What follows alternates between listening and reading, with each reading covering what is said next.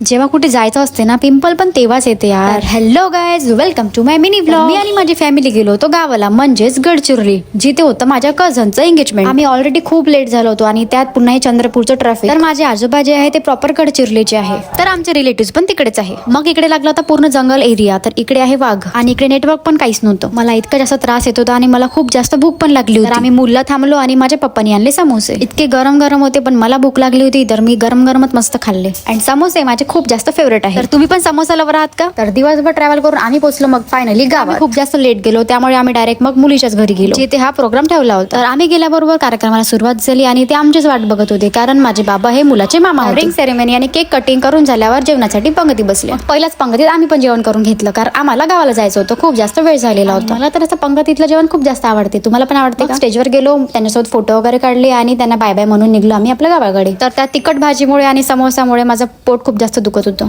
मग आम्ही चंद्रपूरमध्ये पोहोचलो आणि तिथे मी स्प्राईटची बॉटल घेतली, पिली. आणि कोण कोण गडचिरोली जिल्ह्यातला आहे. चला भेटूया नेक्स्ट व्लॉग मध्ये. Bye bye.